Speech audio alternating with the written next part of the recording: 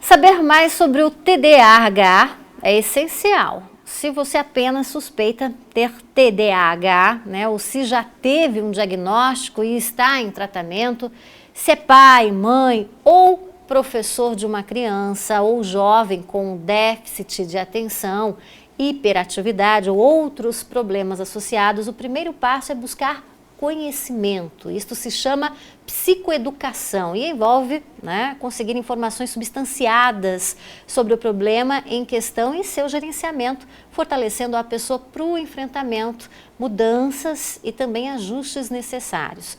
E a psicoeducação se inicia às vezes até mesmo antes de um diagnóstico formal. Bom, conversando comigo sobre este assunto, eu estou recebendo a Maria Carolina Lolli, que é psicopedagoga.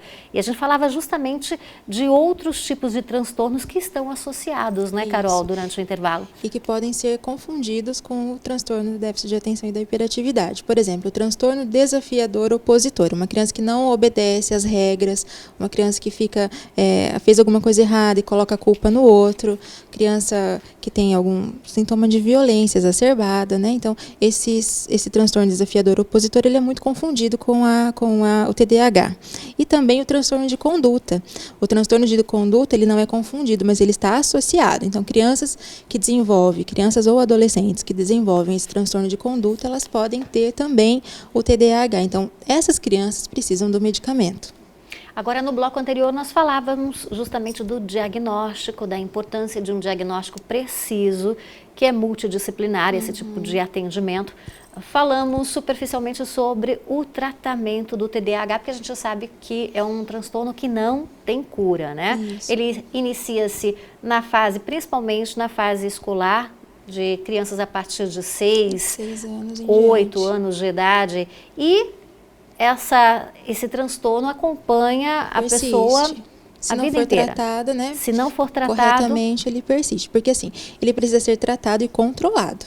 Né? Se a criança não é controlada, ela não vai conseguir segurar os seus impulsos ali, ela não vai conseguir terminar a sua escola com sucesso, consequentemente, depois na vida profissional vai ter algum problema também, problema nos relacionamentos, porque é uma pessoa que não tem calma para esperar. Por exemplo, se eu peço para você fazer um favor para mim, se você é hiperativa, se eu sou hiperativa, eu preciso que você realize esse favor agora, imediatamente, eu não consigo esperar para você resolver para mim daqui 5 minutos. A pessoa é imediatista, né? Imediatista. Quem é hiperativo normalmente é imediatista. Então, Andrica, você percebe que não é só na escola o prejuízo, é na sociedade, nas relações sociais da pessoa, tanto com os familiares, quanto no trabalho, tanto com os amigos, né? Então, tudo é prejudicado. Sem dúvida. Agora, você de casa pode participar, você que é pai, você que é mãe, enfim, se você já foi diagnosticado com TDAH, você pode participar dessa conversa, é só você mandar sua pergunta ou mensagem, o telefone está na tela por WhatsApp, 91430639, a gente está aguardando a sua perguntinha. Por falar aguardando, chegou mais uma, que é, olha só quem mandou pra gente agora, Maria Aparecida, lá da Zona 7. As indicações e efeitos colaterais do tratamento para TDAH com Ritalina. Há várias queixas e mesmo assim muitos pais utilizam o medicamento desnecessariamente. O que é que pode acontecer com a criança? Maria Carolina, obrigada, viu, Maria Aparecida, você que está acompanhando o programa. Vamos falar um pouco então sobre a Ritalina e como que esse transtorno ele acontece, né? Então, o TDAH, ele é um transtorno cerebral.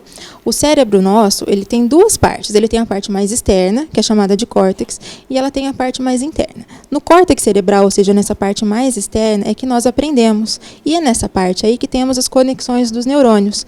Para que essas conexões ocorram de maneira correta, eu preciso da liberação de algumas substâncias, por exemplo, a dopamina, a noradrenalina, né? Então, a falta dessas substâncias, nessas conexões entre os neurônios, é que provocam, então, o TDAH. O medicamento é justamente isso. Então, ele é uma substância psicoativa, né? Um medicamento parecido ali com a cocaína, da mesma classificação da cocaína, das anfetaminas, da família das anfetaminas, né? E esse medicamento, ele favorece que esses neurotransmissores sejam liberados da quantidade que você precisa, na quantidade exata que você precisa para manter, então, a sua concentração, para você ficar mais quieto, né? Esse medicamento, então, é o medicamento do prazer, ele causa a sensação de bem-estar.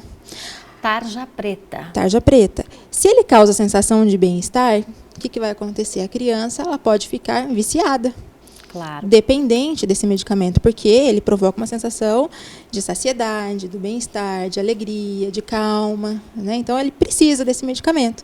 Acontece que quando ele é dado sem critério, essa criança ela fica dependente ao extremo. Eu tenho crianças lá hoje com 17 anos, por exemplo, que estão no ensino médio, no segundo ano do ensino médio, no terceiro ano do ensino médio.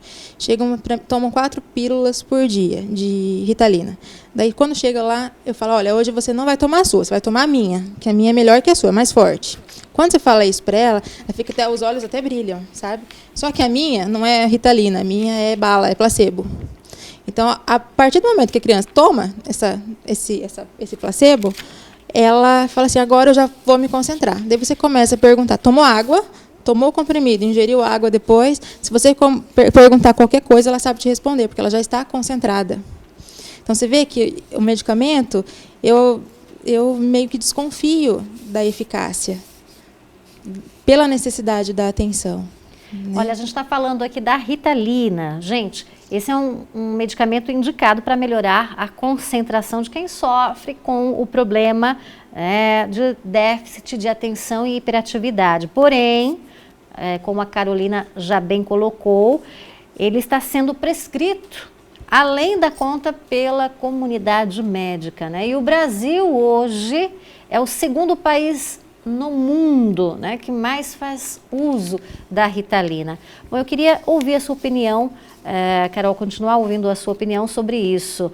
Houve uma banalização, você acha, com o uso da Ritalina? Sim, é mais fácil você ter na sua sala de aula, enquanto professora, crianças comportadas do que você ter crianças agitadas, não é? Então é muito mais fácil o médico, você passar essa criança com esse transtorno que você acredita que ela tenha, com um relatório bem exagerado para o médico, e esse médico prescreve mesmo a Ritalina.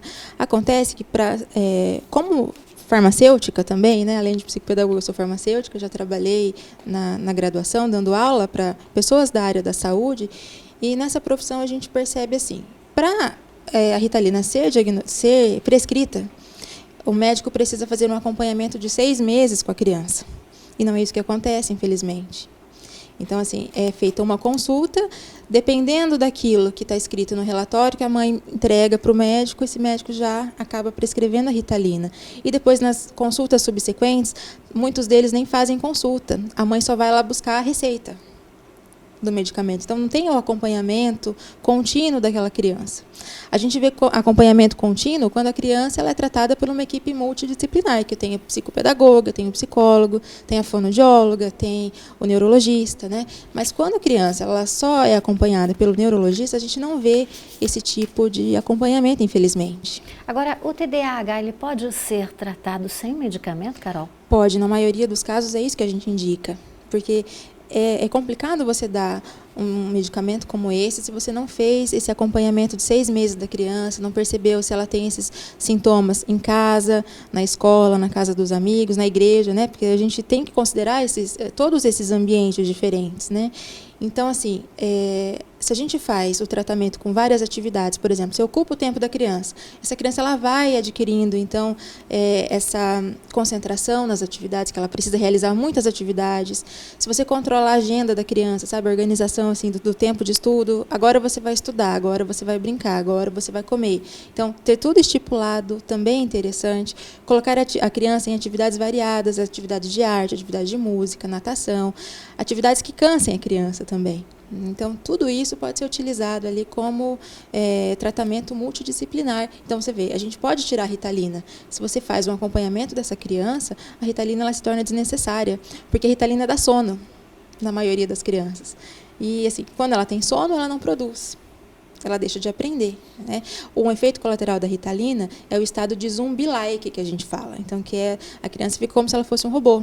Muitas crianças ficam com sono que chegam até dormir, cochilam na sala de aula, porque elas costumam tomar Ritalina antes de ir para a escola, né? Então, muitas até cochilam. Então, você vê que, na minha opinião, enquanto profissional da saúde e profissional da área da educação, tendo essas duas vertentes de atuação, eu não aceito, sabe? Eu sou contra o uso exacerbado. É claro que existem crianças que precisam. Quando precisam, que tem o diagnóstico confirmado, o acompanhamento feito lá nos 6 meses, é válido, sim, mas não é a maioria dos casos. Pois é, havendo prescrição desse tipo de medicamento para a criança, quanto tempo, em média, deve durar esse tratamento? Quem toma Ritalina deve permanecer tomando. O que acontece é a redução da dose.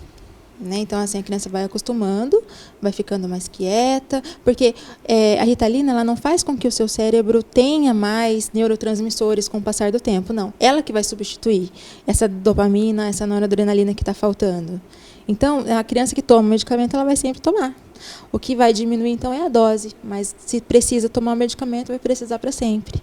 A gente até falou na chamada do bloco que é uma droga, a Ritalina é uma droga legal, mas que pode afetar muito o desenvolvimento da criança, principalmente no futuro, que a gente vai se dar conta disso, né? E o que é pior é que nós não temos estudos que comprovam que essa Ritalina ela tem algum benefício ou que tem algum malefício para o futuro das crianças. Não tem nada, não tem um teste a longo prazo acompanhando crianças que tomaram por 20 anos, 10 anos a Ritalina. Então a gente não sabe o que vai acontecer com essas crianças que tomam 3 comprimidos hoje daqui a 20 anos. Então, por isso que é complicado a prescrição do medicamento que foi feito em 1940, depois da Segunda Guerra Mundial, ali naquela época, e não tem estudo. Porque a indústria farmacêutica, ela não... para que eu vou estudar uma coisa que me dá tanta renda?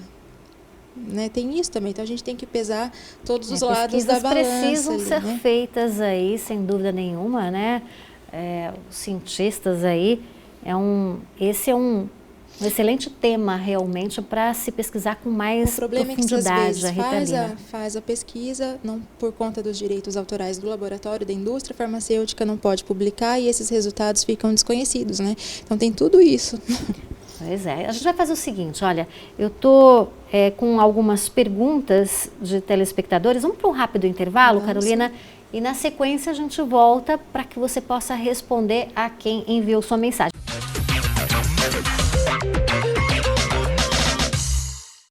E olha, você que nos acompanha nos blocos anteriores, eu e a Maria Carolina Lolli falávamos do tratamento com uso da Ritalina como medicamento, que aliás é a segunda droga mais usada no país, né, para controlar os sintomas aí do TDAH, ou seja, o transtorno de déficit de atenção e hiperatividade, muito comum de surgir em crianças a partir dos 6 anos de idade.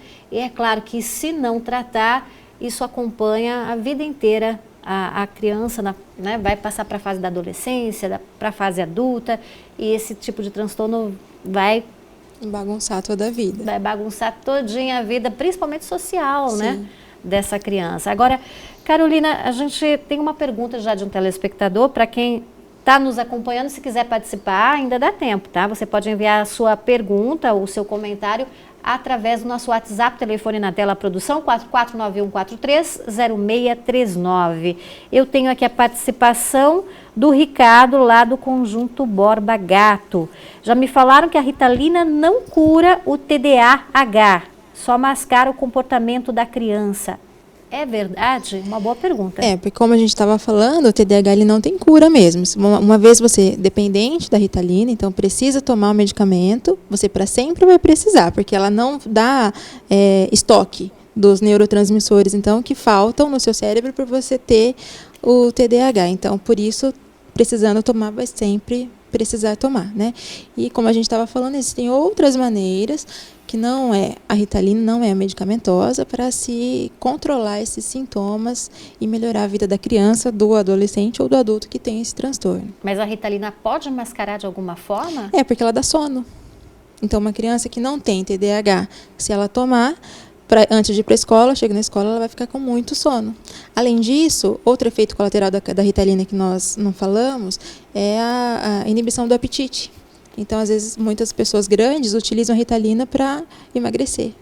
Com outra finalidade. Com outra finalidade, porque isso tudo é efeito colateral, né? Esse sono é efeito colateral da Ritalina, a questão da inibição do apetite também é efeito colateral da Ritalina. Então, todos os usos não são Porque a Ritalina ela serve para aumentar a quantidade de neurotransmissores. Esse seria o uso dela. O que ela faz, o que ela provoca, são efeitos colaterais. Então, o uso que a gente tem hoje dela não é pelo uso evidente, pelo uso correto, pelo uso indicado, mas assim porque a gente quer os efeitos colaterais da Ritalina. Vamos falar das consequências disso? Em curto prazo, para uma criança que usa Ritalina continuamente. Continuamente. Ela vai ter muito sono, a dificuldade de se concentrar vai ser muito maior. Né? Essa criança ela vai perder as brincadeiras que são tão importantes para o desenvolvimento da criança, ela vai perder, então o apetite vai ficar desregulado, tem criança que passa muito mal, tem criança que fica com a boca seca, os olhos secos, tudo isso são consequências do uso indiscriminado desse medicamento. Suas considerações finais para o nosso bate-papo. Maria Carolina Lolli, psicopedagoga, também formada em farmácia, né? Ela trouxe aí várias situações sobre as propriedades deste medicamento Ritalina. Eu queria que você fizesse a sua consideração final para o nosso público que nos acompanha, muitos pais neste momento nos acompanhando, que participaram da nossa conversa, enviando suas perguntas, suas questões. Na minha opinião, Drica, é muito importante que esse diagnóstico seja feito e que o pai e a mãe considerem o que o profissional tem para falar sobre o medicamento. Então, escute o profissional, escute a professora, vá muitas vezes à escola, mas é assim mesmo. Olha, mas na minha casa ele apresenta tal sintoma, na minha casa ele não é assim. Como que na escola, só na escola? Então, meu filho, será que ele precisa mesmo desse laudo do neurologista que é tão procurado hoje em dia, né? E mesmo indo até a consulta do neurologista, então fazer essas perguntas, olha, mas ele consegue ficar assistindo um filme que ele gosta, ele consegue jogar videogame por um bom período de tempo, ele é só ir quieto na escola, na minha casa não. Tudo isso precisa ser fundamentado para o médico e precisa ser considerado, então, na hora de fazer o diagnóstico. Escolha um médico de confiança, né? E procure também outros profissionais. O psicólogo, por exemplo, ele pode dar ótimas informações, a fonoaudióloga, porque tem criança que, apesar de ter hiperatividade e déficit de atenção, às vezes tem problemas na linguagem também, linguagem que eu falo, na linguagem falada, na linguagem escrita também, então precisam desse tipo de acompanhamento e muitas vezes a gente pensa só na Ritalina e esquece do resto, né? Só do medicamento e esquece as outras abordagens que são necessárias ali. Ok, super obrigada pela sua participação mais uma vez hoje comigo, a Maria Carolina Lolli, psicopedagoga. Obrigada, viu, Maria Carolina? Continue aqui comigo.